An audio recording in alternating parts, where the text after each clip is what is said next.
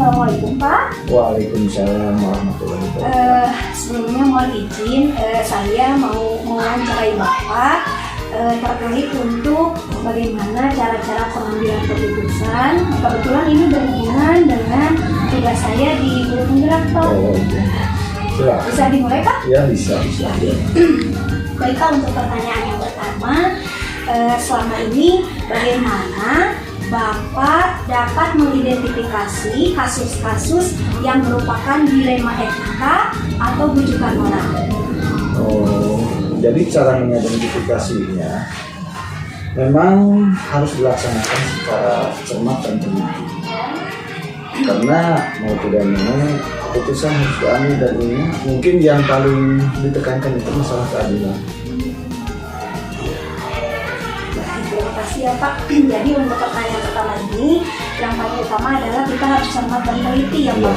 Kemudian si masalah ini adil atau tidak? Terus sekali ya Pak. Nah sekarang untuk pertanyaan yang kedua Pak, selama ini bagaimana Bapak menjalankan pengambilan keputusan di sekolah Bapak, terutama untuk kasus-kasus di mana ada dua kepentingan yang sama-sama benar atau sama-sama mengandung nilai kebajikan? Aduh, pertanyaan. Tapi mungkin ya untuk cara mengambil keputusan berpegang teguh memang pada peraturan yang ada. Tapi mungkin kita akan melihat segi kemaslahatannya. Jadi berpegang teguh pada peraturan. Kemudian Pak, untuk masih ada? Iya Pak, mohon izin untuk pertanyaan berikutnya. Ya. Untuk langkah-langkah atau prosedur seperti apa sih yang selama ini atau biasa Bapak lakukan selama pengambilan keputusan ini? Yang biasa saya lakukan yang pertama mengumpulkan data, yang kedua mungkin mengidentifikasi masalah tersebut, dan yang terakhir mungkin untuk mencari tahu kebenaran fakta. Nah itu. Lagi boleh Pak dilanjut pertanyaan berikutnya. Hal-hal apa saja yang selama ini Bapak anggap efektif dalam pengambilan keputusan pada kasus-kasus dilema etika? Yang jelas yang pertama bercermin pada memang pengalaman pribadi, dan yang kedua tetap berpegang teguh atau yang menjadi pedomannya itu peraturan yang ada, dan yang mungkin yang terakhir meminta pendapat orang lain yang memang ada kaitannya dengan masalah, yang paham mengenai masalah itu. Jadi ada kolaborasi Iya. ya Pak ya? Luar biasa sekali Pak. Boleh saya lanjut ke pertanyaan nomor 5 ya Pak? Iya. Baik, hal-hal apa saja yang selama ini merupakan tantangan menurut Bapak dalam pengambilan keputusan pada kasus-kasus dilema etika ini? Oh, yang jelas memang tantangannya ada. Yang pertama kan kita secara manusiawi memang dihadapkan dengan perasaan. Dan yang kedua mungkin ya di antara keputusan yang diambil itu ada di antaranya yang tidak puas. Tapi memang keputusan harus dilaksanakan. Nah itu. Tantangan ya Pak? Iya. Jadi kita melihat perasaan orang lain ya? Iya. Kemudian juga mungkin dari hasil pengambilan ada yang tidak puas. Iya. Itu tantangan ya Pak? Baik Pak, kita lanjut ke pertanyaan nomor 6. Apakah Bapak memiliki sebuah tata kelola atau jadwal tertentu dalam sebuah penyelesaian kasus dilema etika, atau apakah Bapak langsung menyelesaikannya di tempat, atau mungkin Bapak memiliki jadwal yang khusus misalkan ya untuk menyelesaikannya?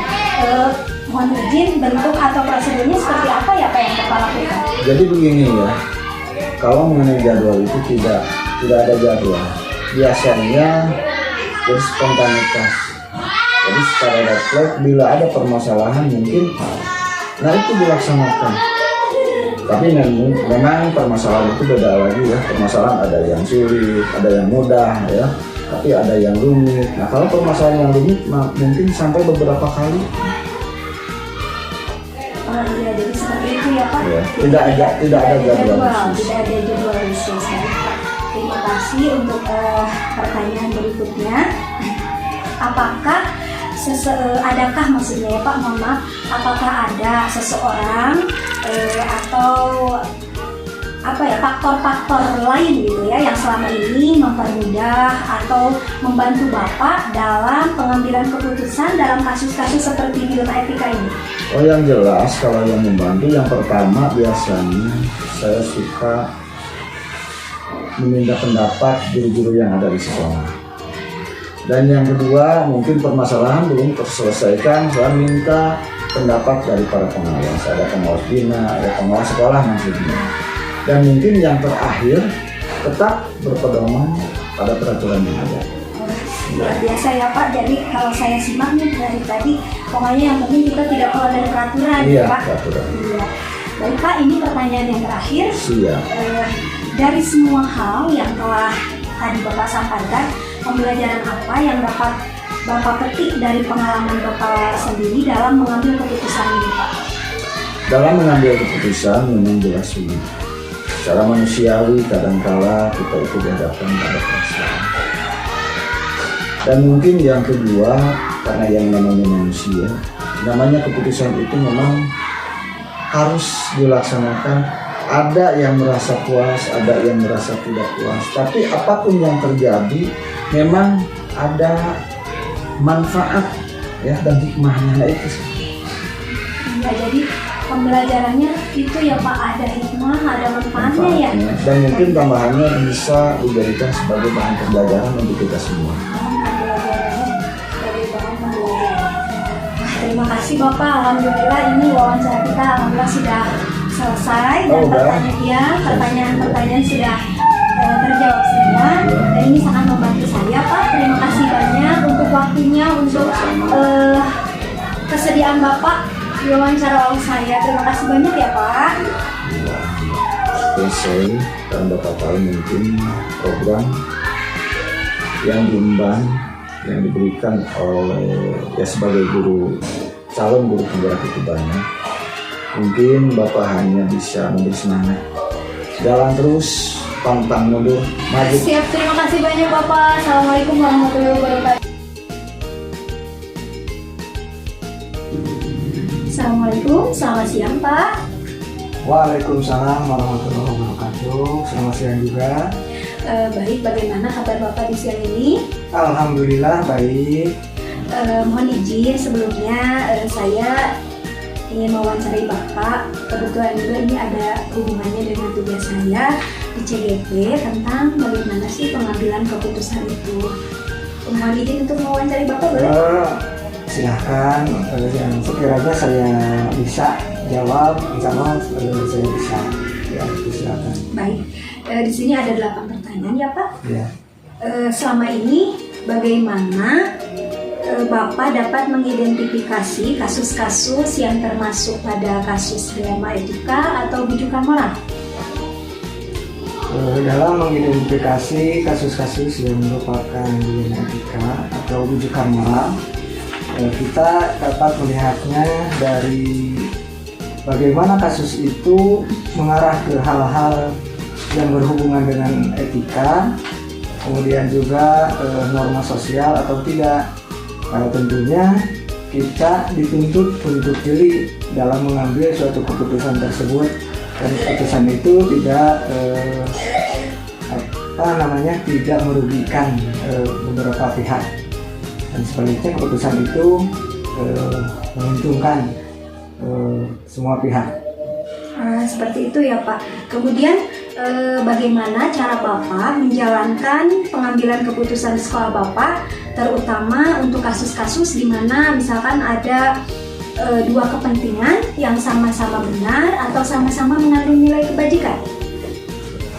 Dalam mengambil suatu keputusan, tentunya kita harus berpegang pada aturan dan norma yang berlaku tentunya, dan juga bisa dilihat dari segi kemanfaatannya dan juga kemaslahatannya bagi semua pihak yang berkepentingan. Seperti itu ya Pak. Kemudian langkah-langkah atau prosedur seperti apa yang biasa Bapak lakukan selama ini? Yang biasa saya lakukan, pertama mengumpulkan fakta-fakta yang relevan dengan kasus-kasus tersebut. Kemudian juga mengidentifikasi siapa-siapa saja yang terlibat dalam kasus tersebut, dan juga pengujian tentang kebenaran fakta-fakta tersebut. Jadi ada pengujian gitu ya Pak? Ada juga. Boleh dilanjut ya Pak ya. Kemudian hal-hal apa saja yang selama ini Bapak anggap efektif dalam pengambilan keputusan pada kasus-kasus dilema etika ini? Sudah pertama, kita itu bisa, ini yang biasa saya lakukan ya, bercermin dari pengalaman diri kita sendiri. Kemudian kita juga mendengarkan pengalaman orang lain, kemudian pengalaman teman sejawat, dan bahwa misalnya suatu keputusan itu tidak lepas dari resikonya masing-masing. Jadi suatu keputusan itu pasti ada resikonya. Itu ada resikonya ya Pak ya. Luar biasa ya. Jadi yang pertama mungkin kita nanti harus apa ya Pak tadi? Memperhatikan atau bercermin dari pengalaman diri kita sendiri, kemudian kita mendengarkan pengalaman orang lain juga, kemudian pengalaman teman sejawat, dan kita berpikir bahwa suatu keputusan itu tentunya ada resikonya, masing-masing. Jadi ada resiko masing-masing ya. Baik ya Pak. Kemudian lagi, apakah ada hal-hal ya yang mungkin selama ini menjadi tantangan nih bagi Bapak dalam pengambilan keputusan yang terkait dengan dilema etika ini? Ada tantangannya tidak? Kalau tantangan itu sudah pasti, karena dalam pengambilan suatu keputusan terkadang kita itu dihadapkan ya dengan masalah yang berkaitan dengan perasaan orang lain tentunya. Misalkan rasa iba, kemudian rasa kasihan pada orang lain. Di sisi lain kita ingin menegakkan suatu aturan atau keputusan tersebut. Dan di sisi lain kita juga harus menjaga perasaan orang lain, di mana orang lain tersebut tidak bisa melaksanakan keputusan tersebut atau ada halangan-halangan yang lain untuk melaksanakan aturan tersebut. Iya ya Pak. Jadi pasti kita lihat lagi ya perasaan orang lain itu bagaimana. Ya. Makanya itu termasuk ke dalam dilema juga bagi kepala sekolah. Jadi kepala sekolah itu dituntut harus bijaksana. Iya, harus bijaksana ya Pak. Baik ya Pak, untuk pertanyaan selanjutnya, apakah Bapak memiliki sebuah tata krala ya, atau di sini jadwal gitu ya? Apakah Bapak punya jadwal khusus misalkan, atau juga Bapak langsung menyelesaikannya di tempat untuk kasus-kasus seperti ini, atau mungkin Bapak perlu jadwal yang mungkin yang khusus yang tadi saya katakan untuk menyelesaikan. Nah, bentuk atau prosedur seperti apa sih yang Bapak jalankan? Untuk jadwal, terus terang saja saya jadwal tertentu itu sekarang ini belum memiliki. Tapi biasanya untuk menyelesaikan suatu kasus itu dilaksanakan secara langsung ya, dan tentunya disesuaikan dengan kerumitan dan keunikan kasus tersebut. Nah, jika ada kasus-kasus yang memang memerlukan waktu yang relatif lama, kita baru dijadwalkan misalkan hari apa atau minggu apa kasus itu diselesaikan. Jadi untuk jadwal secara tertulis atau tertentu atau berkala itu belum mempunyai. Jadi dilihat dari kerumitan si masalah mungkin ya Pak ya. Kalau misalnya atau yang bisa kita selesaikan sekarang selesaikan, ini memerlukan waktu misalkan ya. Nah, baru diselesaikan, ada waktunya ditentukan dengan kolaborasi berarti mungkin ya Pak, dengan kolaborasi dengan yang lain mungkin ya, sekolah yang ada di sekolah. Oh iya. Baik ya Pak. Nah, berhubungan dengan tadi ada kolaborasi, nah apakah ada seseorang nih atau faktor-faktor yang selama ini mungkin mempermudah atau membantu Bapak dalam pengambilan keputusan dalam kasus-kasus dilema etika ini? Dalam pengambilan suatu keputusan atau mungkin ada yang membantu Bapak? Kalau di sekolah kita kan tim ya, kalau di sekolah itu, jadi kita bisa mengambil suatu keputusan, misalkan musyawarah atau masukan dari guru-guru senior yang ada di sekolah. Kemudian kita juga bisa menanyakan ke teman sejawat dan juga ke atasan langsung, dalam hal ini atasan langsung dari sekolah yaitu pengawas pembina. Berarti ada juga ya Pak, itu membantu permasalahan yang Bapak hadapi ya? Iya.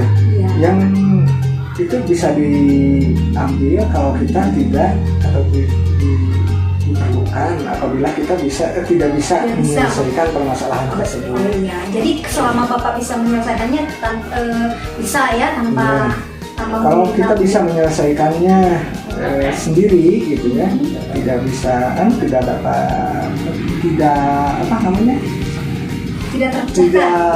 kalau tidak terpecahkan oleh diri kita sendiri, ke sekolah kita bisa itu bantuan dari orang lain. Iya, baik ya Pak, ini pertanyaan terakhir ya Pak, mohon izin. Nah, dari semua hal yang tadi telah Bapak sampaikan, pembelajaran apa yang dapat Bapak petik dari pengalaman Bapak sendiri dalam mengambil keputusan terkait dengan dilema etika? Dalam mengambil suatu keputusan dilema etika, tentunya kita dapat memilah faktor-faktor apa saja yang lebih dominan, dalam artian kita mengambil suatu keputusan tersebut ada faktor-faktor yang lebih memihak. Nah, lebih memihak tentunya dilihat dari segi kemanfaatannya bagi individu, kemudian juga lingkungan sekolah, kemudian juga lingkungan sosial masyarakat. Nah, di sana tentunya setelah ada manfaat, nantinya ada maslahat juga, maslahat bagi semuanya. Jadi pasti dalam apa ya Pak, ada banyak pelajaran lah intinya mungkin ya. Banyak sekali pelajaran. Iya, dari pembelajaran Bapak tentang bagaimana mengambil keputusan itu ya. Baik. Tidak terasa Bapak, ternyata pertanyaannya sudah selesai dan terima kasih banyak untuk waktunya. Sama-sama. Mohon maaf mengganggu waktu Bapak yang seharusnya Bapak katanya ada kepentingan. Mohon maaf ya terkendala sebentar. Ya, terima kasih Pak atas bantuannya. Semoga apa yang tadi Bapak sampaikan ini benar-benar dapat bermanfaat juga untuk saya, khususnya jika kelak mungkin saya mengikuti jejak Bapak atau apalagi sekarang mungkin menjadi pemimpin dalam pembelajaran di kelas. Semoga saya bisa menyelesaikan masalah-masalah dengan pengambilan keputusan yang seperti tadi Bapak lakukan ya. Terima kasih Bapak sekali lagi. Ya, mudah-mudahan amin untuk kedepannya ya. Dan juga dari saya mungkin permohonan maaf ya apabila menjawab pertanyaan yang kurang pas dengan pertanyaannya, jawabannya. Oh, sudah luar biasa Pak. Alhamdulillah sudah mewakili. Terima kasih banyak ya Pak ya. Sekali lagi selamat siang dan assalamualaikum warahmatullahi wabarakatuh. Waalaikumsalam warahmatullahi wabarakatuh.